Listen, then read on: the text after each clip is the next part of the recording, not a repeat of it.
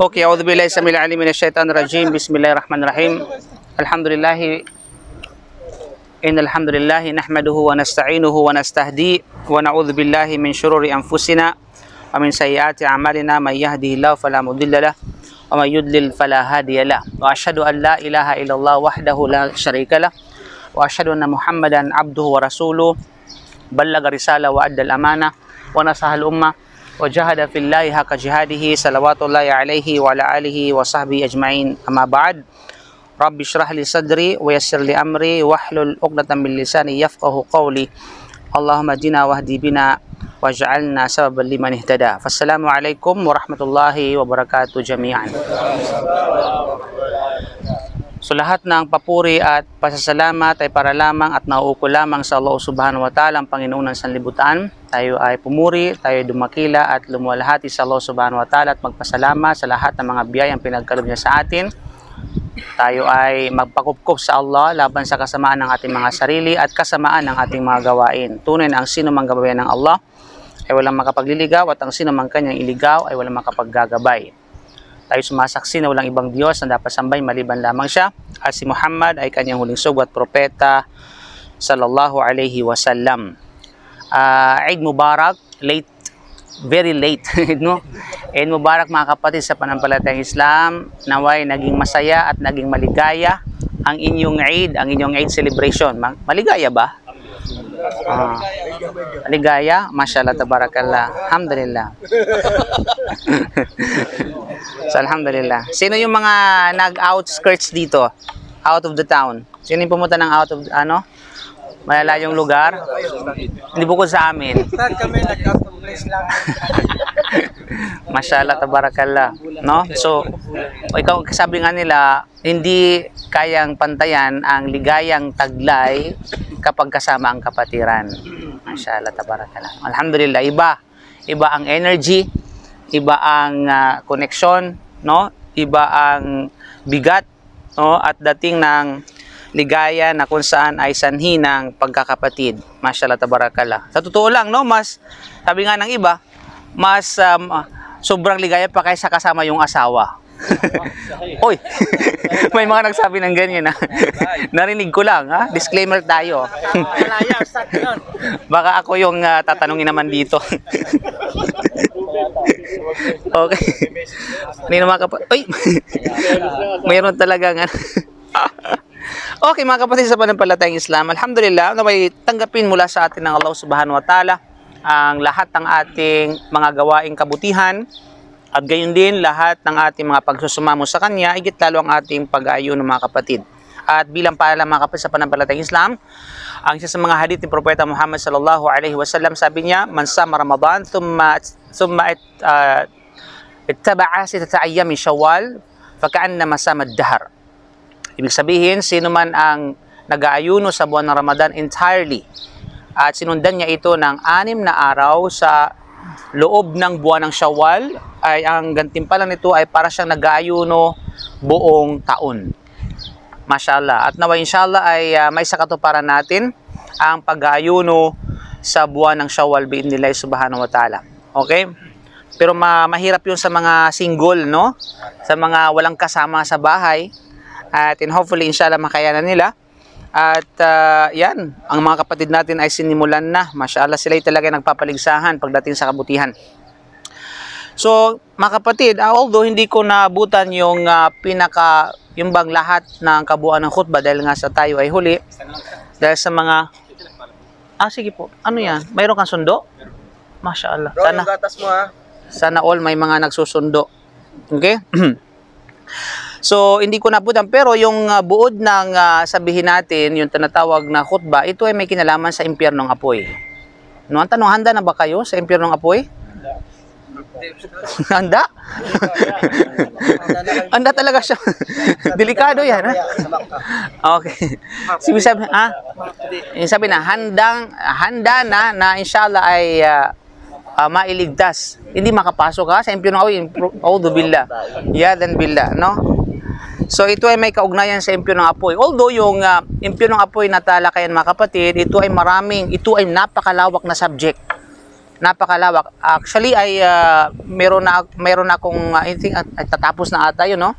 Yung kitab na kung saan ay at na lecture ko na rin yung Al-Jannah wan Nar, the paradise in the hellfire in details, no? So inshallah, ito yung mga sabihin natin paano ba natin magiging subject natin ngayon for today's video, no? Ay walang iba kundi ang papaano natin maililigtas ang ating mga sarili sa impyernong apoy. So ito yung ating kung circle ng ating subject inshallah subhanahu wa ta'ala. Pero bago po yan, ay ano ba yung paglalarawan? Ano ba yung katangian na kung saan ay inilalarawan sa atin ng Allah subhanahu wa ta'ala sa banal na Quran at maging sa bibig ng Propeta Muhammad sallallahu alaihi wasallam? At ano ba yung mga karimari-marim, kahindik-hindik at kagimbal-gimbal na pangyayari sa impyernong apoy, mga kapatid sa pananampalatayang Islam?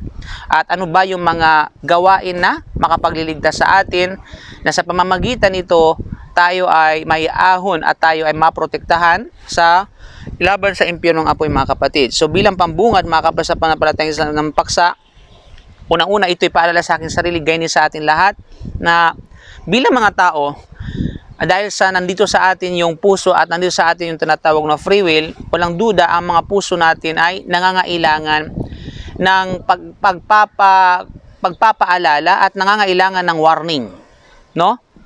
Wallahi kung hindi tayo binigyan ng Allah ng free will, kung at hindi tayo binigyan ng Allah subhanahu wa ta'ala ng puso na meron tayo bilang mga tao at ganyan ng mga jinn, no, walang saysay ang tinatawag na pagkakalikha ng mundo na ito dahil walang revelasyon na mangyayari. Walang tinatawag na revelasyon na mangyayari upang magbigay ng magandang balita at upang magbigay ng magandang babala, ng matinding babala o warning, o di ba? Walang magbibigay ng paalala dahil bilang tao, likas sa atin ang nakakalimot. Di ba tayo nag-enjoy ng aid? Nakakalimutan natin mga problema natin.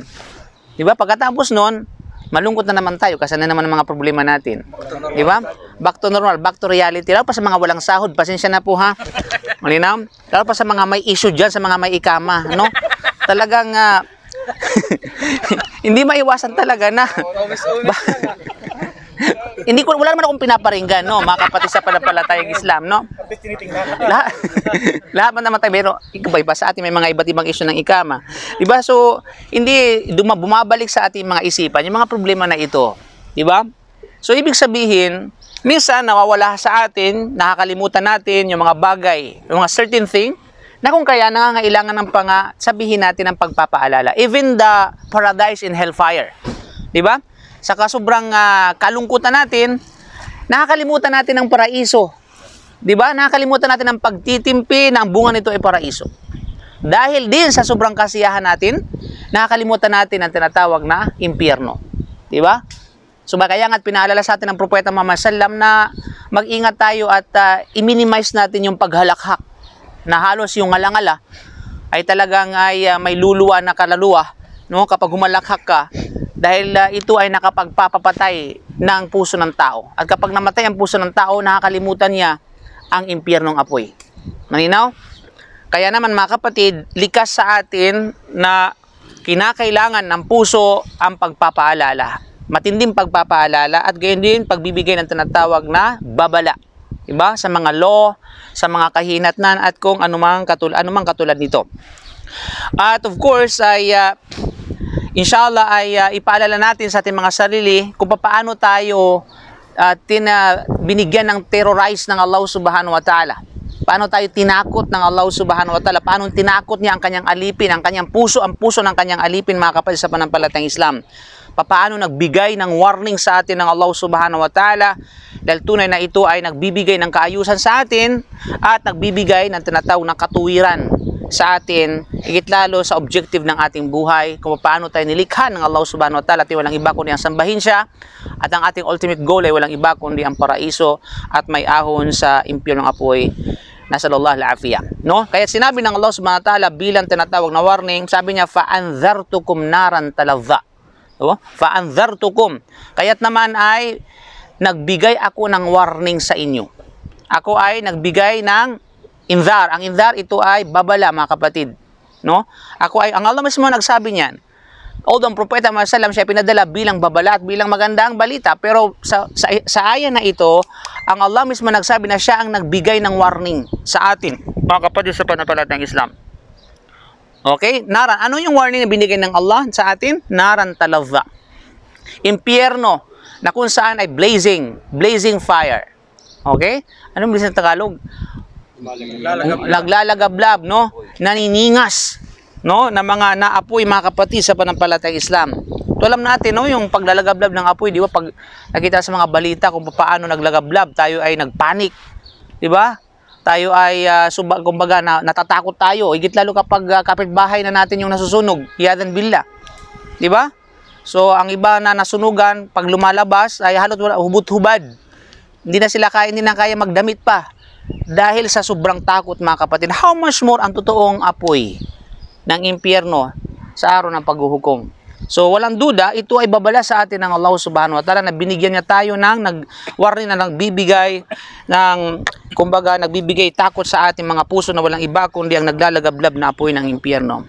At ganyan sinabi ng Allah, innaha li ahdal kuwar nadhiran lil bashar. Tunay na ang impyerno, mga kapatid, ay isang napakatinding affliction. Napakatinding tinatawag na, kumbaga, no, sa atin yung magdadatal sa mga tao, no? Kapag narinig yung impyerno ng apoy, of course, nung tayo ay nasa labas pa sa Islam, pag narinig natin ang impyerno ng apoy, sabihin pa, simba ko. No? Kinatatakutan natin na marinig yung kamatayan at marinig yung tinatawag na impyerno ng apoy, mga kapatid. Pero tayo sa Islam, alhamdulillah, we are enjoying, no? Bagos gustong-gusto natin marinig yung mga bagay na ito, lalo pa galing sa banal na Quran. Dahil alam natin totoo eh. Alam natin na ito ay katotohanan at walang bahid na sabihin natin kasinungalingan. Kaya naman sabi ng nadhira lil bashar, ito ay isang matinding babala para sa mga tao. Matinding babala para sa mga tao. Gayon din, no? Kung tinakot tayo ng Allah subhanahu wa ta'ala sa pamamagitan ng impyerno ng apoy, gayon din tinakot mismo ng Allah ang kanyang mga anghel. Okay? Tinakot mismo ng Allah ang kanyang mga anghel sa pamamagitan ng kanyang sinabi, wa may yakul minhum inni ilahum min duni fadhalika najazihi jahannam kadhalika najazi dhalimin. Okay, sino man nagsasabi mula sa kanila. Okay? Sino mula sa kanila? Mula sa mga anghel. Mga kapatid, sino man ang nagsasabi mula sa kanila, even the angels, na kung saan ay inni ilahum min duni. Okay, sabihin natin, sino man ang natatakot mula sa mga tao na magsasabi na ang anghel, isa sa mga anghel ay Panginoon bukod sa Allah subhanahu wa ta'ala, kasi may mga sumasamba sa anghel. Diba? May mga sumasamba kay Angeloxin eh. You know? Okay, fadhalika najazi jahannam kadhalika najazi dhalimin. Kung ganun, ang bunga nito para sa kanya ay ang impyernong apoy, na kung saan ito ay bunga sa mga naggagawa ng kawalang katarungan, kalapastanganan, at gayon din mga oppressor sa kanilang mga sarili at sa Allah subhanahu wa ta'ala. So walang duda, ito ay isang matinding babala sa atin ng Allah subhanahu wa ta'ala. At gayon din sinabi niya kay Propeta Muhammad sallallahu alaihi wasallam, wala taj'al ma'allahi ilahan akhar fatulka fi jahannama maluman madhura. No? At wag ang sino man na magturing na may Panginoon bukod sa Allah subhanahu wa ta'ala, dahil kapag ginawa niya ito, siya itatapon sa naglalagablab na apoy ng impyerno, na kung saan ay despised. Siya ay kawawang-kawawa, abang-aba, mga kapatid, at madhura at blameworthy. Ang ibig sabihin nito ay talagang kapaghamak, no? Isang matinding kapahamakan ang kanyang aabutin, mga kapatid, sa pananampalatayang Islam. Okay? Even the Prophet Muhammad sallallahu alaihi wasallam, nagbigay siya ng warning sa atin, mga kapatid, no? Anzartukum nara. Okay? Kayo mismo ay mga saksi na kung saan ay ako ay nagbigay sa inyo ng babala, sa pamamagitan ng impyernong apoy. Diba? So, full package na, mga kapatid. Quran, hadith ni Propeta Muhammad sallallahu alaihi wasallam ay punong-puno ng babala. Punong-puno ng babala para sa atin regarding sa impyernong apoy. So, hindi pa ba tayo natatakot doon? Diba? Ang mga puso ba natin kapag narinig yung tungkol sa impyernong apoy, ano bang nangyari at ano bang kondisyon ng puso natin? Diba? Hindi natitinag yung puso natin, wala lang, it's okay. Diba? Wallahi, mga kapatid, delikado yan kasi patay na puso yan although humihinga ka. Okay? Kapag binigyan ka ng babala ng Allah sa pamamagitan ng Quran at saka ng hadith ni Prophet sallam na kung saan tungkol sa Quran, tungkol sa impyernong apoy, tapos hindi natitinag ang puso mo, abay, magpa-check up ka. Wala sa barakato. Okay? Kinakailangan mo magpa-check up. Delikado na yung puso mo, mga kapatid, no? Kinakailangan mo na sabihin natin, no, evaluate ang sarili mo, ano ang nangyari sa'yo. Kung wala nang epekto sa'yo ang Quran, kung wala nang epekto sa'yo ang hadith ni Propeta Muhammad sallallahu alaihi wasallam, sumasala, subhanallah, yan ay bagay na ikaw ay nasa bingit ng kapahamakan. Okay? Kaya bago pa matuluyan yun, mga kapatid, so let us evaluate ourselves, no? Hanggang saan na yung iman natin, kumusta na yung iman natin, kasi fluctuated ang iman natin. Gaya ng gold, o mas matindi pa sa gold, presyo ng gold. Okay? Time to time, nag-change. Ang tawag dyan is fluctuated prices. Ganyan din sa iman natin, ay fluctuation, mga kapatid, sa panampalatayang Islam. Okay?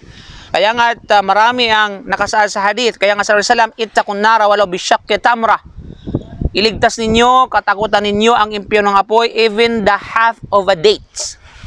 Okay, tulad ng ating laging sinasabi, yung isang disa ito, kalahati yan, yun yung tinatawag na bisyakka tamra.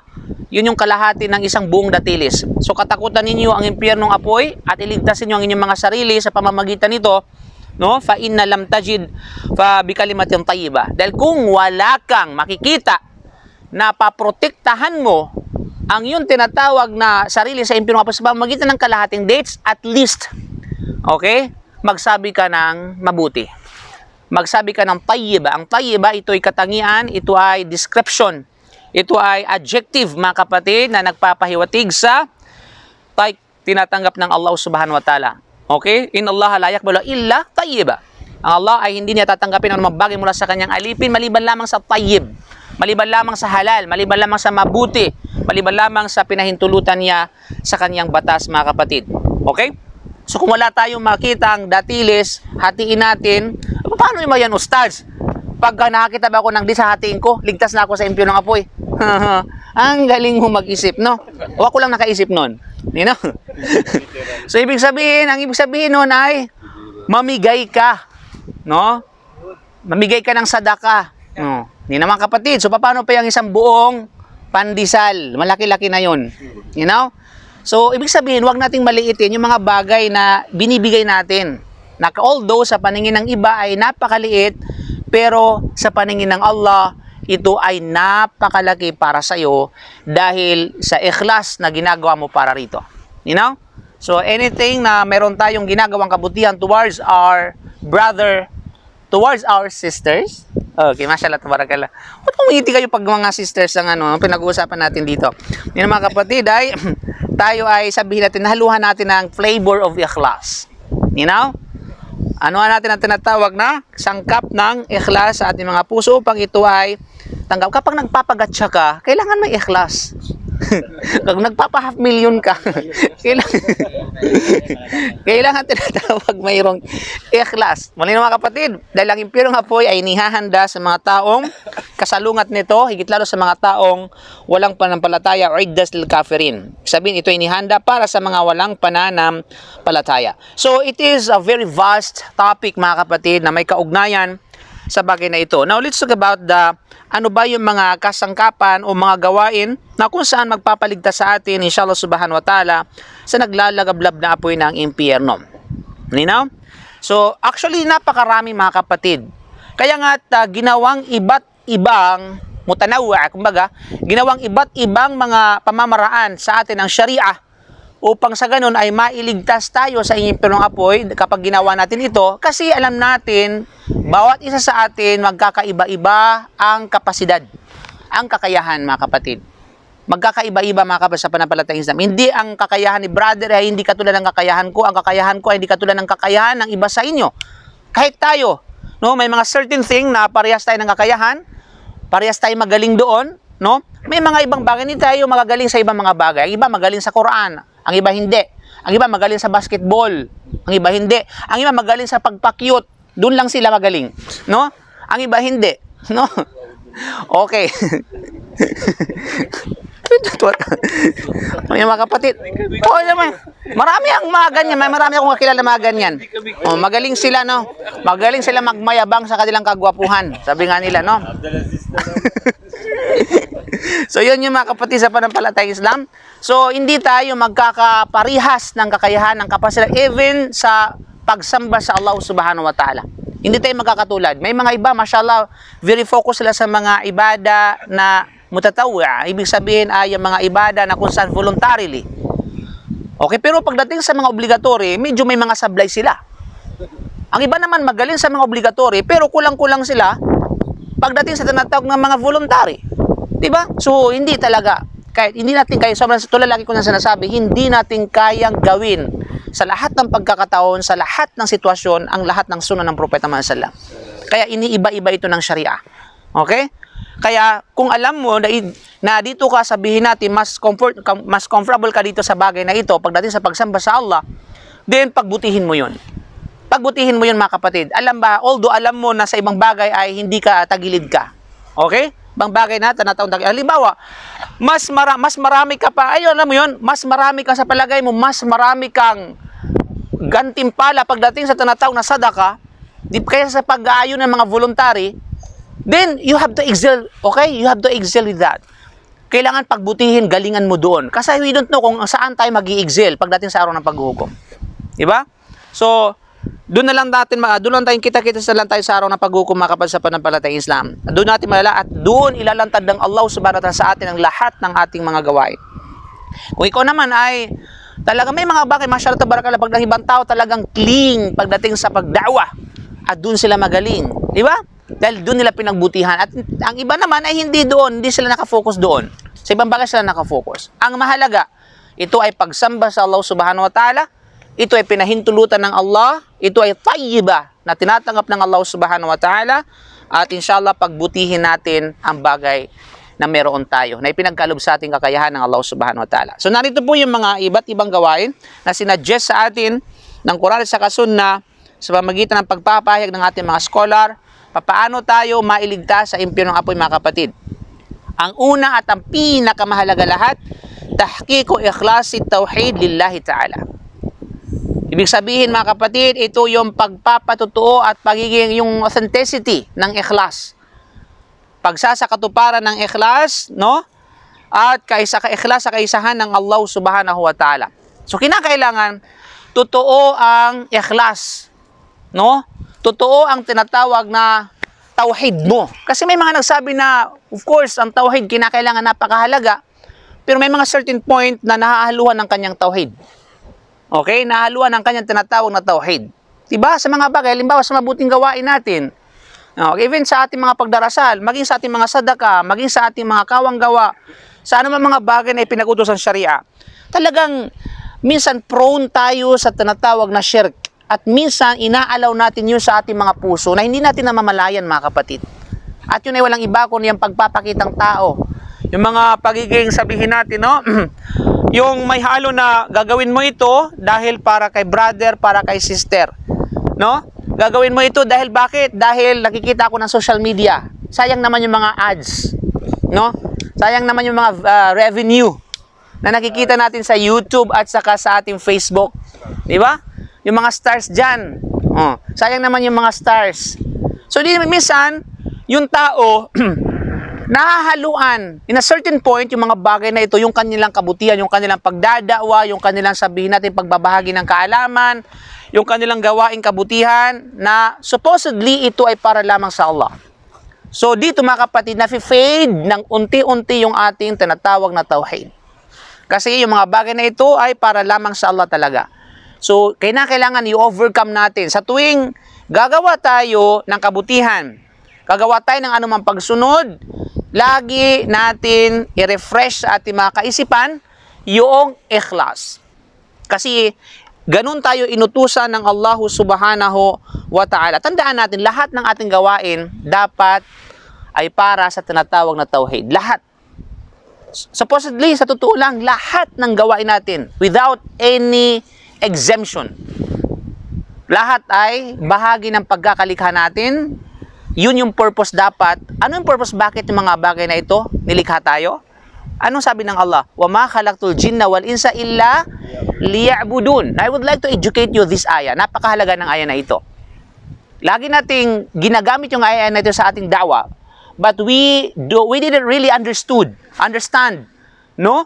Kung gaano ka profound, kung gaano ka lalim yung ayah na ito, mga kapatid. Diba? Anong sabi ng Allah? وَمَا خَلَقْتُ الْجِنَّ وَالْإِنسَ إِلَّا لِيَعْبُدُونَ. Hindi ko nilikha ang tao at ang mga engkanto, o yun, baliktad ang mga engkanto at mga tao, وَمَا خَلَقْتُ الْجِنَّ وَالْإِنسَ إِلَّا maliban lamang na sambahin ako. Ibig sabihin, maliban lamang sa pagsamba, at ang pagsamba ay tinatawag na tauhid. Ibig sabihin, maliban lamang sa, kaya nga sa ibang tafsir, liya'budun, ibig sabihin, liyuwahidun. Sa ibang tafsir, makikita natin yan. Ibig sabihin, para lamang sa kaisahan ng Allah. So how do we reconcile the two different interpretation? Ibada sa katauhid. Ibada sa katauhid. Kasi bakit hindi tanggap ang ibada kung walang tauhid? Okay? Yun, hindi tanggap ang ibada, maliban lamang na ito ay mayroong kaisahan sa pagsamba sa Allah. So, ibig sabihin dito, ang focal point dito, mga kapatid, ay ang tauhid. Na kung saan inattach yung pagkakalikha sa atin. Pag sabing pagkakalikha sa atin, entirely tangible or intangible. Okay? Ito man ay ginagawa natin casually, normally bilang tao, o either ito ay ginagawa natin occasionally. Either ibada mahadda o gayro mahadda. Either automatic na consider na ibada itself o hindi. Bahagi ng pagkakalikha sa atin yon. Halimbawa yung pag-utot, bahagi ng pagkakalikha, hindi. Hindi. O pagkakalikha. Walang duda. Maging yung pag-utot mo, maging yung pagdura mo, maging yung pagdulog mo, maging yung pag-upo mo, pagtayo mo, pagkain mo, pagdilat mo, paningin mo, lahat. Okay? Ibada na, ibig sabihin, bahagi ng pagkakalikha sa atin, mga kapatid. Diba? Maninaw? Lahat yun, mga kapatid, sa panampalatayang Islam. Maging yung pagdura mo, pagsiping mo sa asawa mo, pagsuklay mo, lahat kaduluduluhan, kaliit-liitang bahagi o bagay na ginagawa natin o meron sa atin bilang pagkakalikha sa atin, ito ay bahagi ng pagkalikha sa atin ng Allah. Na kung kaya, since ito ay kabilang at bahagi ng pagkakalikha sa atin, hoy! Isyada! Magsisigawan pa kayo. Don't shout! Okay? Mapapano tayo dito eh. Mapalaban tayo sa mga Inglesan dito. Malino, mga kapatid. So, kaliit-liit na bahagi, yan ay bahagi ng pagkakalikha sa atin. Na kung kaya, since na ito ay bahagi ng pagkakalikha sa atin, kinakailangan maisa katuparan ng liya'budun. Maisa katuparan ng tauhid. Okay? Maisa katuparan ng tinatawag na, sabihin natin na pagsamba sa Allah, bukod tanging nag-iisa, mga kapatid, sa panampalatayang Islam. So, yun. So, paupo ka, paano mo ba maisa katuparan ng tauhid sa pag-upo mo? Diba? Ihiga ka. Paano mo maisa katuparan ng tauhid sa paghiga mo? Diba? Kakain ka. Paano mo maisa katuparan ng ang tauhid sa pagkain mo? Kasi bahagi ng pagkakalikha sa yun. Diba? Matutulog ka. Diba? Pupunta ka ng palikuran. Diba? Para magpasingaw. So, paano ba maisa katuparan ng tauhid nun, mga kapatid? Kasi bahagi ng pagkakalikha sa atin yun. At since yun ang pagkakalikha sa atin, na bilang bahagi sa atin ng pagkakalikha, kailangan maisa katuparan ng tauhid liya'budun, upang sambahin ng Allah, upang ipatubad ang kanyang kaisahan. So yun yung, mga kapatid. So para tayo ay purely, easily, na mailigtas sa impyernong apoy, naway hilingin natin sa Allah subhanahu wa ta'ala, kailangan yung pagsasakatuparan ng totoo sa ikhlas, sa kaisahan ng Allah subhanahu wa ta'ala, dahil yun yung ating dahilan ng pagkakalikha sa atin, mga kapatid, sa panampalatayang Islam. Kaya nga sabi ni Prophet sallam, la yuwafiya abdun yawmal qiyamah yaqulu la ilaha illallah yabtagi bihi wajhallah illa haramallahu alayhi nar. Walang makukuha ang isang alipin sa araw ng paghukom na nagsasabi ng la ilaha illallah. Walang ibang Diyos na karapat-dapat sambahin maliban lamang sa Allah, na ang kanyang hangarin yabtagi bihi wajhallah. Ang kanyang hangarin dito ay ang lugod, ang mukha ng Allah subhanahu wa ta'ala. Wala siyang mapapala maliban na lamang illa haramallahu alayhi nar. Maliban na lamang na ipagbabawal sa kanya ang impyernong apoy. So, ibig sabihin mga kapatid, dahil ligtas ka, bawal ka sa impyernong apoy dahil sa la ilaha illallah yabtaghi o ibtigaan bihi wajhallah. Yun yan ang kondisyon. Ang layunin mo ay, ang hangarin mo ay walang iba kundi ang mukha at lugod ng Allah subhanahu wa ta'ala at ang kanyang tinatawag na kapatawaran. Pangalawa mga kapatid, after ng pinakamahalaga sa lahat yung ikhlas, al-bara'atu minasyirk. Yung inosente ka at malaya ka at ligtas ka mula sa anumang klase ng shirk. Dalawang klase ng shirk. Ano yon? Sino makapagsasabi? Na? Shirkul akbar at saka? Asgar. Yung daddy shirk at saka baby shirk. Okay? Major shirk o tinatawag na minor shirk mga kapatid sa panampalatayang Islam. O magbigay ng halimbawa ng major shirk. Alam na, shirk nga pagtatambal sa Allah, pero magbigay ka ng actual na tinatawag na sabihin natin, example, o pagsamba sa ribolto. Sorcery. Ano yung spell sorcery? Ano yung ano? Ano yung tala ng sorcery? Yung may nagtatahi. Sihir na lang.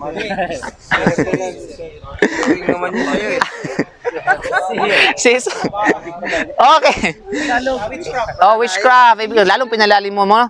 Ibig sabihin, ayaon yung mga nagpa-practice ng black magic. Pangkukulam. No?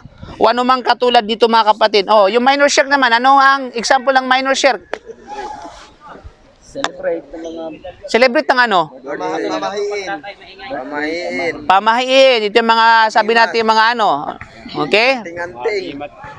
Depende sa agimat yan. Ang bitafsil yan. Kasi may mga agimat o anting-anting na nasa kategorya ng minor shirk at may mga lumagpas doon mga kapatid. So, depende yan. So, napag-aaralan sa tinatawag ng Kitab Tauhid. Ano pa? Yung shirk na kung saan maging sa atin ay minsan nakakomit tayo. Riya. Riya, ibig sabihin yung pakitang tao. Shirkul asgar yan. Yun yung kinatatakutan ng propeta Muhammad sa umma na ito.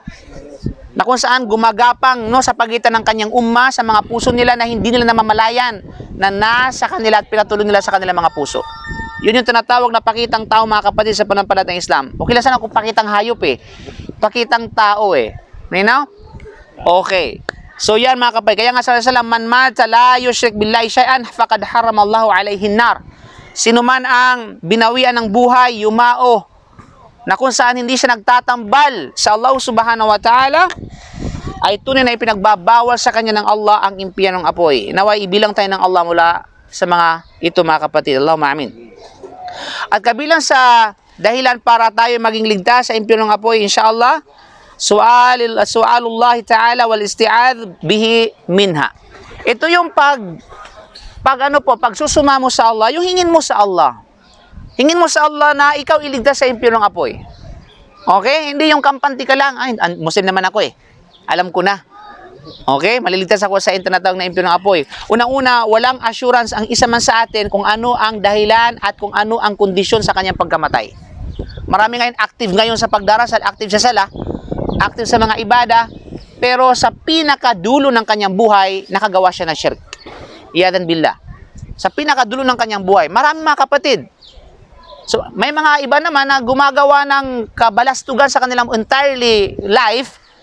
Subhanallah, halos masabi mo talagang impyernong apoy ito Kung hindi lang tayo kung tayo mga propeta at meron tayong wahi Pwede natin sabihin na impyernong apoy ka na talaga dahil sa gawain mo. Pero wala tayong karapatan magsabi nun mga kapatid sa panampalatayang Islam. Kasi natin alam yung dulo ng kanyang buhay. Maninaw? Gumagawa ng kabalastugan entirely, pero pagdating sa huli ng kanyang yugto ng kanyang buhay, gumagawa siya, nagtauba siya. Diba? Nasa kanyang tauhid, nasa kanyang la ilaha illallah khalisan lillah. Ibig sabihin, Ustaz, paano tayo mag-rely nun? Wala kang mag-rely ka kung paano ka inutusan ng Allah. Gumawa ka ng kabutihan, magpakabuti ka dito, at the same time, haluan mo ng ikhlas, then tawakkal ala Allah, inshallah. Alam ka naman ng Allah ang Allah ay makatarungan sa kanyang mga alipin mga kapatid sa panampalatayang Islam. So, yun. So, ibig sabihin, iwasan natin na mahaluan ang anumang gawain natin, ang ating intensyon, ng anumang bahagi ng shirk. Either ito ay baby shirk o daddy shirk. Okay? At pangatlo mga kapatid, o yung istiada, yung magpagpapakupkup no, sa Allah.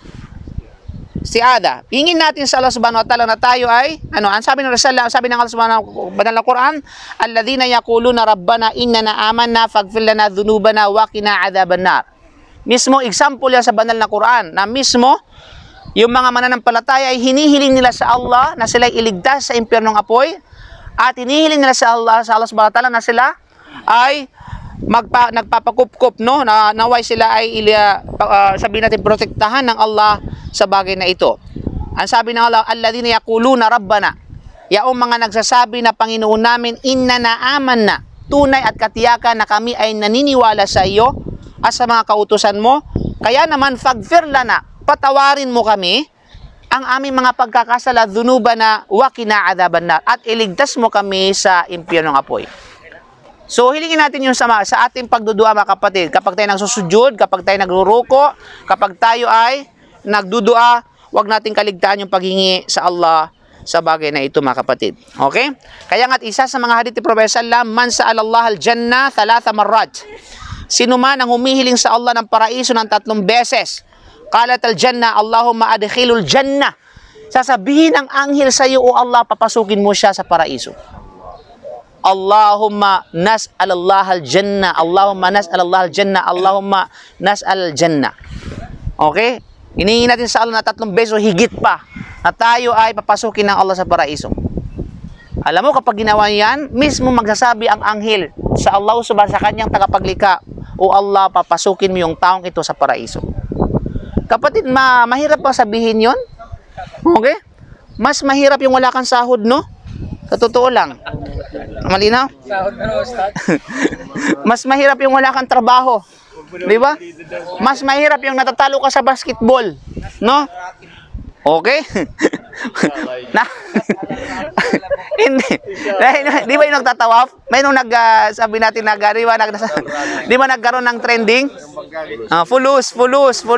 A'udzubillah. Okay? Subhanallah, way fulus. Alin mga kapatid? Ang driver. Nawagan ng amo. Ay, yan, sa Dubai na naman yun. Talag. Okay. Waman istajara minan nar 3 marrat. Sino man ang inihiling niya sa Allah na siya ay pangalagaan at protektahan ng 3 beses, no? Iniling niya sa Allah subhanahu wa ta'ala na pangalagaan siya sa impyernong apoy ng 3 beses, siniling mo yung mga kapatid. Qalatin nar, sasabihin ng impyernong apoy, Allahumma jirhu minan nar. O Allah, pangalagaan mo siya, protektahan mo siya sa impyernong apoy. Di ba? So, ilingin natin yung sa Allah mga kapatid. No, 3 beses, huwag natin kalimutan sa ating mga dua, yung paraiso at impyerno, nailigtas na ba tayo 3 beses, subhanallah, ayan ang sasabihin at response ng anghian ng paraiso at saka ng impyerno. Di ba? At mashallah tabarakallah. Pang-apat mga kapatid, al-muhafadha ala salatil fajri wal asr. Kabilang sa mga gawain upang tayo mailigtas at tinatawag na impyerong apoy, ang ibig sabihin yung pananatili na sa pagdarasal ng fajar. Ibig sabihin ay ipinangalagaan niya ang pagdarasal ng tinatawag na 2 sunan ng fajar at saka ng asar. Okay? 2 sunan ng fajar at saka asar. Yes, meron palang sunan sa asar? Before or after? Before. Nalala ko yung brother na ay, asar ba yun? Ay, nasa bakasyon pala siya. Okay, mali na mga kapatid. Yan po yung tinatawag na sunnah ghayru muakkada. Ninaw? Meron po yan, before ng fajar, before ng tinatawag na asar. Of course, ang sunnatul fajar, salatay fajar, ay ito pa yung sunnah muakkada. Yung bago mag-fajar, ito ay pinariing maigting na sunnah mga kapatid. Sahih Muslim, mula sa hadith ni Umar bin Ru'ayba radiyallahu anhu, sinabi sa Metro sallam, nakirinig ko sa Prophet sallam, nagsabi, lan yalijan nara ahadun salal qabla tulu'i syamsi wa qabla ghurubiha, yani al-fajr wal asar. Okay? Ibig sabihin ay lan yalijan nar. Ibig sabihin hindi siya makakapasok sa impyerno ang isang tao na sino mang nagdarasal bago ang pagsikat ng araw wa qabla ghurubiha, at bago ang tinatawag na, sabihin natin, okay, bago ang paglubog ng araw. Of course, ang hadith ito tinutukoy sa asar at saka mismo itself, yung asar at saka yung tinatawag na fajr mga kapatid. Malinaw? At of course, pang-5, al-muhafadha ala 4 rak'at qabla adh-dhuhr wa 4 ba'daha. At yung pananatili at pangangalaga sa 4 na rakaa ng bago magduhur at saka 4 na rakaa after ng duhur. Ito yun yung sunnah. Okay? Sunnah before and after qabliya at saka ba'diya. Okay? Sunnah ng duhur at saka before or after ng duhur. Nakalagay sa hadith mga kapatid ay man hafadha ala 4 rakats qabla dhuhri wa 4 ba'da, sino man na pinangalagaan niya, pag sa pinangalagaan ay lagi niyang ginagawa. No? Ang 4 na rakaah bago magdhuhr at 4 na rakaah pagkatapos ito, haramahullahu 'alan nar. Ipagbabawalan sa kanya ng Allah ang impyernong apoy. Masyaallah. Maraming mga kapatid, maraming mga option, masyaallah. Pang-anim, al-muhafadha ala takbiratil ihram. Masyaallah. Yung pagtataguyod, palagian ng pagtataguyod, no? Sa takbiratil ihram. Masyaallah, pero magiging pagsabi ng Allahu Akbar sa umpisa ng pagdarasal ay mayroong mabuting dulot para sa atin. Masyaallah. Man salla lillahi 40 yawman o fi jama'atin yudriku takbiratal ula. Okay? Okay.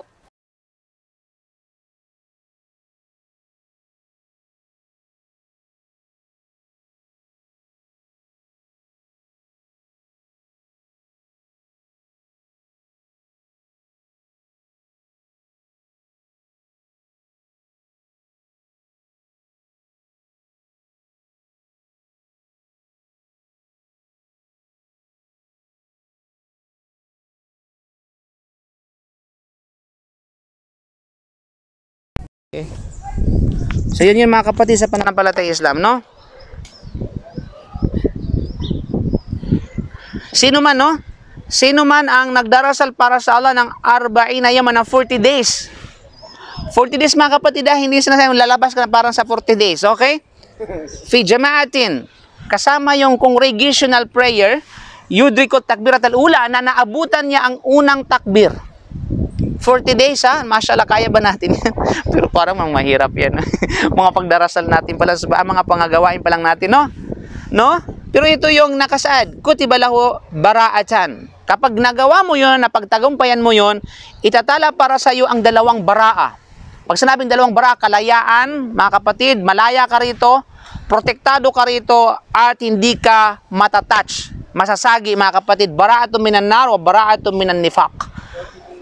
40 days. Malinaw? Ano yung takbir na yun? Lahat ng sala?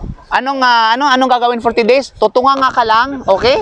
Matutulog ka. Ano bang sinasabi natin dito? Saan ka ba pumunta nung sinasabi ko ito, mga kapatid? Malinaw? Magdarasal ng 40 days at naabutan niya ang takbiratul ihram. Kasama yung jama'a, of course, mga kapatid, no? Yung 5 times a day yun. Ay, hindi ito 5 times day, no? Kaya nga yung manibig sabi. Kasama dyan, ano ba yung kasama yung jama'a? Di obligatory prayer yun. May now? Okay. Ibig sabihin, masyaallah, may mga galing sabihin talagang attentive yung kanilang pakikinig. May now? Ay, itatala para sa kanyang 2 baraa. Kaligtasan mula sa impyo ng apoy, wa bara'atu minan nifaq, at pagiging malaya sa baging impokritong tao. You know? So, hindi ka pwedeng i-brand na tinatawag ng isang munafik. Masyaallah, tabarakallah. Medyo mahirap-hirap man yan. Huwag na tayo sa ibang lang tayo bagay. Kasi sabi ko, di talaga natin kayang gawin yung lahat. Lahat ng mga, kung ano mang nakasa sa sunnah. Maninaw? Kasi nga, magkakaiba-iba tayo ng tinatawag estado ng buhay. Of course, sunod mga kapatid, of course, ito yung maganda sa mga walang ginagawa. Walang mga trabaho. Ay, syempre, sa mga alimbawa, sa mga, yun, basta mga walang trabaho, hindi ko naman sinasabi may mga hurub, no? Okay. Pangpito mga kapatid, aliktaro min siyami tatawo. Ito yung sabihin, pagpaparami ng pag-aayuno voluntarily. Masyaallah, kapag halimbawa mahilig ka mag-ayuno, masyaallah, baka ito bagay para sa'yo. Yun na mga kapatid. At nakasaad yan sa hadith ni Propeta Sallam, na kung saan sinabi niya, mamin abdin yasumu yawman fi sabilillah, illa ba'adallahu bidhalikal yawm wajhahu anin nari 70 kharifan. Sino ba mula sa alipin ang nag-aayuno kahit isang araw lang, no? Mag-ayuno siya na sa isang araw, mga kapatid, sa landas ng Allah subhanahu wa ta'ala, maliban na lamang na siya ay ilalayo ng Allah subhanahu wa ta'ala sa pamamagitan nito sa impyerno ng apoy sa araw na kung saan ang kanyang mukha sa kanyang mukha sa araw sa impyerno ng apoy sa araw na kung saan sabihin na karifan ng distance mga kapatid ay 70 years. 70 years distance. Kaya mo subukan mo maglakbay mula ngayon 70 years. Tanong natin kung saan ka aabutin mga kapatid. Hindi abot ng 70 years. Di abot, no? Now, it is, of course, it is, sabi nga ng iba, it's a hyperbole. Ika nga, ibig sabihin, ito ay overstatement. Ni Professor lang nagpapahiwatig na napakalayo ng distansya bilang gantimpala sa sinumang nag-ayuno kahit isang araw for the sake of Allah subhanahu wa ta'ala. Fisabilillah, ang ibang mga nagpapaliwanag, fisabilillah na sunod ito yung habang nakikibaka sa landas ng Allah. Alam natin nga, historically speaking, karamihan ng jihad fisabilillah, yung jihadul qital, yung talagang battlefield na pinag-uusapan, ito ay nasa pagkalagay ng pag-aayuno yung mga kamusliman. At doon sila nagtatagumpay, mashallah. Okay? Kaya kung meron tayong plano, no? na makibaka, no? Mga kapatid, so mag-ayuno. Sa pag-aayuno, inshallah subhanahu wa ta'ala. Of course, kabilang sa tinatawag na gawain na makapagliligtas sa impyerno ng apoy, al-buka'u min khasyatillahi ta'ala. Yung pag-iyak dahil sa takot sa Allah. Ang tanong, kailan ka umiyak? Kailan ang huling iyak mo, kapatid? At anong dahilan kung bakit ka umiyak? Alam ko na ang iba sa kanyo, no? Walang sahod. No? Ay iba sa inyo ay tanang pinagkaitan ng 6 months walang sahod sa kanyang kumpanya. Di ba? Kaya iyak siya ng iyak. Ang iba sa inyo, subhanallah, may mga police case. No? Ang iba sa inyo ay may mga sabihin natin, no? Teleserye, dahil sa teleserye na yan, subhanallah, umiyak. Dahil sa ilan, umiyak dahil sa duwaya, mashallah, tabarakallah. Start pa pala nanonood kayo ng... Tuloy mo, Viva Max. For Islamic Ustad. okay. Yung pinapanood niya, tapos tumulo ang luha. Kasi umiyak ka dahil so acting nung actor na yun. Hindi po, Ustad. Hindi sana, kumbaga... Story. Parang sa istorya nung Dahil sa story, umiyak ka dahil sa story. Ano problema doon? Ibig sabihin, lumuha kayo tungkol sa... Pagkatakot ba yun sa Allah? Nag-slice ka ng sibuyas. Nag-slice ka ng sibuyas. Umiyak ka rin, nag-slice ka ng sibuyas, di ba? So, yung mga bagay na ito, pero nakasasa, khasyatillah, dahil sa pagkatakot at pangamba sa Allah. Okay? Yun mga kapatid sa panampalatayang Islam. Now, alam sabi ng sallam mula sa din ni Abu Hurairah, la yalijun nara rajulun baka min khasyatillah hatta ya'uda al-labanu min al-dar' wala yajsami'u ghubaru fi sabilillahi wa dukhani jahannam. Sabi niya, hindi makakapasok sa impyerno ng apoy ang isang tao na umiiyak siya dahil sa pangamba at pagkatakot sa Allah. Paano pangamba? Yung natatakot siya sa parusa ng Allah kapag naalala niya yung mga parusa ng Allah subhanahu wa ta'ala. Pag naalala yung impyerno ng Allah subhanahu wa ta'ala, talagang nanginginig siya at natatakot siya. Mga kapatid, no? Hatta ya'ul laban. Maliban na lamang kung ibabalik ang tinatawag na gatas doon sa didi or suso. Kaya bang ibalik ang gatas sa didi? O suso is very impossible. Nang ibig sabihin dito mga kapatid kung imposible na maibalik yung nailabas na nailabas na ano ba yan? Nailabas kung ano kasi nasa isip ko kung ano nailabas na milk. Sorry ka na. Nailabas na milk ba mula sa tinatawag na didi, kung imposible na maibalik ito, ibig sabihin, mas imposible na makakapasok ang tao sa impyernong apoy. Okay? Sa sino mang natatak o na umiiyak siya dahil sa pagkatakot sa Allah. Subhanallah mga kapatid, no? Wala yajsami'u al-ghubaru fi sabilillahi wa dukhani jahannam. At hindi kailanman pwedeng magsama ang gubar. Ang sabi ng gubar, itong alikabok. Yung taong alikabukan dahil sa pakikibaka niya sa landas ng Allah, no? At saka sa isang tao, wan dukhan at sa tinatawag na dukhan, ibig sabihin ng dukhan yung mga usok, no? Sa usok ng impyernong apoy. Sabi, hindi pwede magsama itong usok ng impyernong apoy at saka itong taong namatay sa landas ng Allah subhanahu wa ta'ala. Ibig sabihin, pag namatay ka sa landas ng Allah, ibig sabihin, imposible na ikaw ay mapunta ng impyerno mga kapatid sa pananampalatayang Islam. So long na ito ay para sa Allah at fi sabilillah. Anong oras na? Okay? Okay, bilang panghuli mga kasi ang dami nito mga kapatid, no? Of course, ihsanu tarbiyatil banati awil akhawat. Hanggang 12 pala ito. Ibig sabihin, yung pagpapakabuti sa pagtarbiya, paghubog, no, at pangangalaga o pag-improve, no, o pag-develop sa mga anak na kababaihan at saka sa mga kapatid na kababaihan. Ito yung advantage, no, benefit sa mga may anak na babae, kaya at saka babae ang pinag-uusapan natin dito. Malinaw? At saka yung mga kapatid na kababaihan. May mga certain tinatawag na benefits para sa kanila. Pero specifically sa bagay na ito ay ang mga kababaihan. Kaya may mga tao kasi nag-iisip na ayoko ng anak na babae. Gusto ko lalaki lahat. Mas mahal naman yung dowry noon. Magagapang ka sa pag likom ng dowry ng anak mo. May no? Pero isa sa mga advantage ng kababaihan, pagkakaroon ng anak na babae, mga kapatid, at saka mga kapatid na kababaihan, subhanallah ito, mga kapatid sa pananampalatayang Islam. Sinabi Rasul sallam, man yali min hadhihi albanati shay'an fa asana ilayhinna kunna lahunna sitra minan nar. Sabihin, sino man ang nag-aaruga, nagbabantay at inaalagaan yung mga anak niya, mga kababaihan, at pagkatapos pinagbuti at pinaghusay niya ito, nagpakabuti sa kanila sa kanila, then sila mismo ay magiging tinatawag na satran. Ang ibig sabihin ng satar ay walang iba kundi ay cover, no? O hijab o hindrance, mga kapatid, sa impyernong tinatawag na apoy. Sabihin, mapangalagaan ka dahil sa gawain na yun, mga kapatid sa pananampalatayang Islam. Okay? La yakunu li ahadi thalath banas aw thalath akhawat aw ibnatan aw ukhtan fayattaqiyallahu fihinna wa yusina ilayhinna illa dakhala al-jannah.